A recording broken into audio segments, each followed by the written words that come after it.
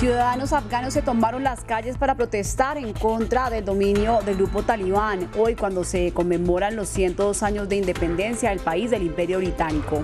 Se han reportado varios muertos y heridos por disparos de los talibanes, cuyo accionar se aleja de sus recientes promesas de paz. Hay preocupación por parte de la comunidad internacional. En Haití el número de muertos asciende en medio de dificultades para la entrega de ayuda humanitaria después del terremoto de magnitud 7,2 que sacudió el país el pasado 14 de agosto. Entre el asedio de las pandillas y una crisis política y de gobernabilidad en la nación caribeña, los damnificados denuncian sentirse desamparados y sin ayuda del Estado. Y el Departamento del Tesoro de Estados Unidos anunció más sanciones contra altos funcionarios del gobierno cubano, señalándolos como responsables de la represión durante las protestas de julio en la isla. Entre tanto, Amnistía Internacional nombró a 6 presos de conciencia y pidió su inmediata liberación. Volvemos con más información de América Latina y del mundo aquí en France 24. Mi nombre es Liliana Valencia. Afganistán celebró su Día de la Independencia, 102 años desde el fin del dominio británico, una oportunidad que los civiles han aprovechado para protestar contra el talibán usando el gran símbolo del momento, la bandera tricolor. Protestas que según reportes se vieron reprimidas con disparos del grupo talibán. Veamos este informe de Luis Muñoz. Contra el talibán, la bandera se ha convertido en el símbolo de resistencia entre los afganos, especialmente este jueves, cuando se conmemora la independencia del control británico de 1919, con protestas por todo el país. Los talibanes deberían venir y arrodillarse ante nosotros. Nunca nos arrodillaremos ante ellos. Una realidad muy diferente a la que viven desde el talibán. Los extremistas continúan patrullando Kabul, la capital. Se hacen ver ante la población local. El mercado está muy concurrido y la gente está muy feliz. Una gran cantidad de personas y residentes de Kabul ya no nos tienen miedo, gracias a Dios. Esta tranquilidad dista del aeropuerto de Kabul, donde han muerto más de una decena de personas, por disparos, por estampidas y por caídas desde aviones. La evacuación continúa, liderada por Estados Unidos. Desde que comenzaron las operaciones de evacuación el 14 de agosto, hemos trasladado por aire a aproximadamente 7.000 evacuados. Pero más allá de Estados Unidos, las imágenes del éxodo se repiten por distintos aeropuertos del mundo. Esto es Roma y esto Dubái.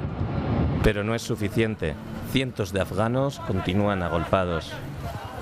A esto se suma la desesperación de la gente y la sensación de que se acaba el tiempo para salir.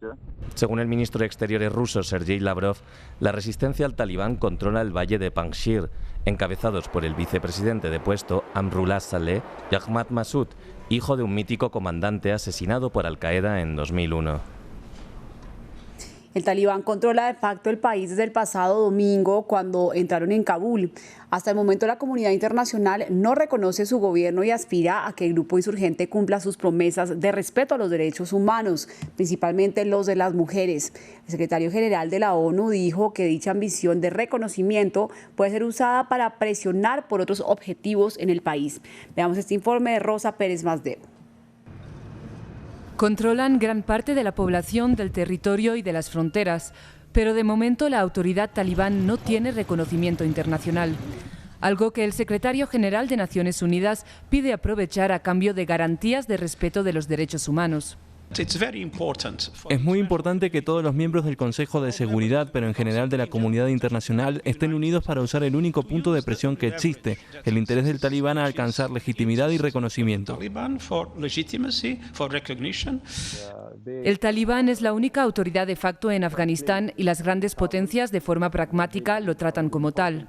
China preparaba desde hacía tiempo el escenario post-retirada de las tropas estadounidenses y le interesa una relación de buena vecindad con las autoridades del talibán. A pesar de que la situación en Afganistán todavía no esté clara, consideramos que el grupo talibán no repetirá el pasado. El talibán tiene las cosas más claras y es más racional que la última vez que estuvo en el poder. Rusia afirmó que mantiene su voluntad de diálogo con todos los actores afganos y Turquía que ayudará al nuevo gobierno en el terreno internacional. En una entrevista con la cadena ABC News, Joe Biden tampoco cerró la puerta al reconocimiento de un gobierno talibán. ¿Crees que el Talibán ha cambiado? Creo que están en una especie de crisis existencial sobre si quieren ser reconocidos por la comunidad internacional como un gobierno legítimo. No estoy seguro de que eso quieran. En medio de una creciente represión en Afganistán, la comunidad internacional espera que el Talibán cumpla sus promesas de respeto de los derechos humanos para un eventual reconocimiento internacional como gobierno legítimo. Aunque sean cuales sean sus acciones, nadie podrá negar su poder tras 20 años de una guerra que termina como empezó, con el Talibán dominando Kabul. Las autoridades en Haití reportaron 2.189 muertos y 12.200 heridos tras el terremoto del sábado 14 de agosto. Mientras sigue subiendo la cifra de víctimas fatales, las organizaciones humanitarias tratan de hacerle llegar ayuda humanitaria a los damnificados. Sin embargo, existe un gran escepticismo por los problemas de gobernabilidad que afronta el país, además del control territorial de las pandillas. Crece el número de muertos en Haití, pero desciende la atención mediática internacional. Así lo justificó para France 24 Louis Jean-Pierre Lauriston, doctor en Ciencia Política y Administración Pública. No solamente lo que está pasando en Afganistán, también la situación de la pandemia también. Muchos países tienen mucho problema para resolver. Centenares de personas hacen fila en un campamento de Campeguín, en Los Cayos. Cada familia puede recibir 50 kilos del Programa Mundial de Alimentos de la ONU, suficientes para un mes. Las ayudas, aunque llegan, se retrasan. Entre las causas, por un lado, los deslizamientos de los últimos días tras fuertes lluvias, pero también por la amenaza de las pandillas, que en los últimos años han desplazado a las organizaciones. Es otra cosa también, la inseguridad hace que muchos de esos personales de los ONGs que estaban en el país ya no están, como que la comunidad internacional es muy reticente de encontrar una persona de pronto para entregar esos fondos. Aunque a principios de semana las pandillas habían dado una tregua para atender a las víctimas del terremoto del sábado, 2 médicos fueron secuestrados en Puerto Príncipe, un problema que viene de largo. La garantía, el gobierno lo está dando. El problema es que antes del terremoto había esta parte particularmente el gobierno no tenía control sobre esta parte del país. Haití es el país más pobre de América. El 7 de julio, su presidente Jovenel Moïse fue asesinado por mercenarios. Un estado fallido que desde el terremoto de 2010, el cual dejó más de 200.000 fallecidos, sigue sin encontrar el rumbo, inmerso en una nueva tragedia. Hablamos ahora de Cuba porque el Departamento del Tesoro de Estados Unidos anunció nuevas sanciones contra 3 funcionarios del gobierno comunista por considerar que están involucrados en actos de represión durante las manifestaciones sociales del mes de julio. Entre los recientes sancionados se encuentra Roberto Legra y Andrés Laureano González del Ministerio de la Fuerza Armada Revolucionaria y Abelardo Jiménez del Ministerio del Interior. Las sanciones bajo la llamada Ley Global Magnitsky prohíben transacciones a través del sistema financiero de Estados Unidos, así como el congelamiento de activos en ese país. Entre tanto, Amnistía Internacional sostuvo que el gobierno cubano criminaliza la protesta pacífica, encarcela y maltrata a personas cubanas solo por expresar su opinión y nombró a 6 de los detenidos como presos de conciencia, pidiendo su inmediata liberación. Hemos nombrado a 6 personas como presas de conciencia, en un gesto simbólico hacia los muchos cientos más que seguramente merecen esta designación, y pedimos su libertad inmediata e incondicional. El cuadro de violaciones de derechos humanos que hemos documentado en las últimas semanas apunta a una política de represión reforzada para recuperar el control y restablecer una cultura de miedo que se tambaleó el 11 de julio. En noticias del COVID-19, la escasez de vacunas de Sputnik V, de fabricación rusa, en Venezuela, ha complicado aún más el plan de vacunación, que ya era un proceso lento y desorganizado. Las autoridades de Venezuela no se han referido a las fallas en el suministro de las dosis necesarias para completar las pautas de vacunación en la población. Nuestra corresponsal en Caracas, Nicole Colster, nos amplía. Carmen Cáramo, de 77 años, no ha podido completar su inmunización contra COVID-19 por la escasez de la segunda dosis de la rusa Sputnik V en Venezuela. Le correspondía la segunda inyección en junio. Fuimos y nos dijeron que el siguiente día. Mi hija fue el siguiente día, le dijeron que que no estaban poniendo la vacuna. Carmen, que sufre de diabetes y es hipertensa, evita salir de casa. No puedo salir, tengo mi casa en el pueblo y no puedo ir, no he podido ir, tengo un año. Como Carmen, muchos otros que fueron vacunados con la primera dosis de la Sputnik hoy no tienen la certeza de cuándo podrán finalizar su inmunización, dado los retrasos en la entrega. Afuera de un centro de vacunación repleto de personas está Danilo Adrianza, de 76 años. Me informaron que no había vacuna rusa sino la china y no me servía a mí para ponerme la segunda dosis. Quienes fueron inoculados con la primera dosis de la rusa visitan constantemente su centro de vacunación en busca de información, casi siempre en vano. En la mayoría de estos, la única vacuna disponible, la china Sinopharm, sin que hasta ahora se haya recomendado su combinación. Manuel Enrique Figuera, presidente de la Sociedad Venezolana de Infectología, define el plan de vacunación del gobierno de Venezuela como político y no técnico. Están vacunando sin ningún tipo de estructura, sin ningún tipo de organización, sin planificación, con desorden, grandes colas, gran desinformación. Las personas ni siquiera saben qué van a recibir, dónde lo van a recibir. El gobierno de Nicolás Maduro acordó con Rusia la entrega de 10 millones de unidades, pero solo se conoce que llegaron al país 1.430.000. Y a medida que la escasez de vacunas se hace más evidente en los centros de vacunación, es mucho más difícil poder ingresar a ellos custodiados por militares y policías. Nicole Colster, France 24, Caracas. Hablamos ahora del Líbano porque mientras continúa la escasez de gasolina y otros suministros básicos, el líder de Hezbollah, la facción más poderosa del país, anunció un envío de combustible desde Irán.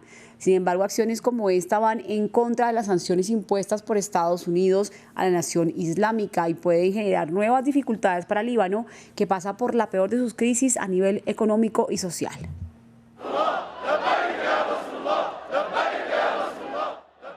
Los seguidores de Hezbollah celebran que su líder, Hassan Nasrallah, tomó las riendas de la situación.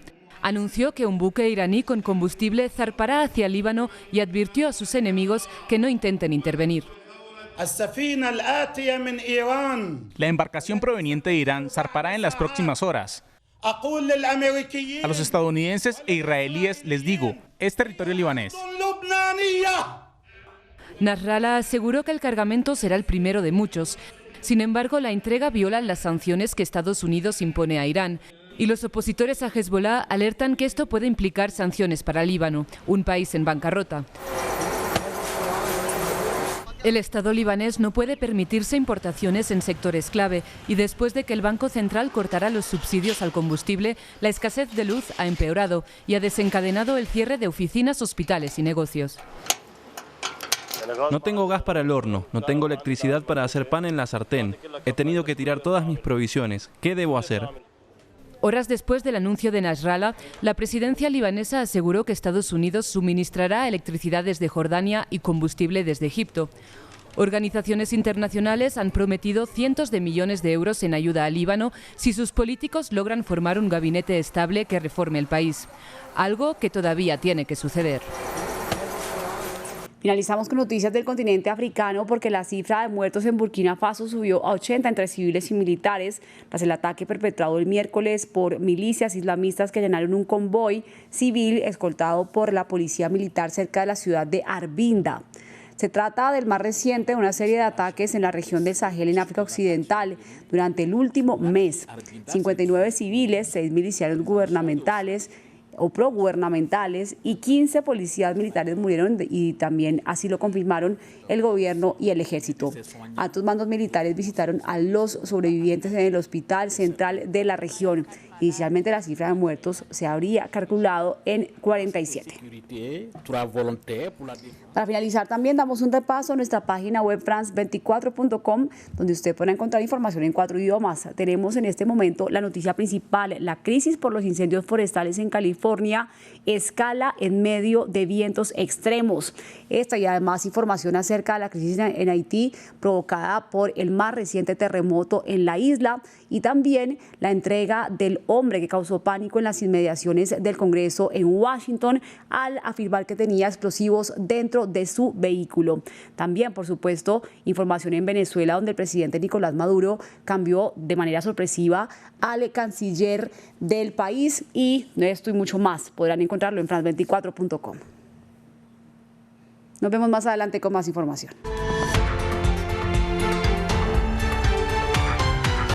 Soy Xavier Colas.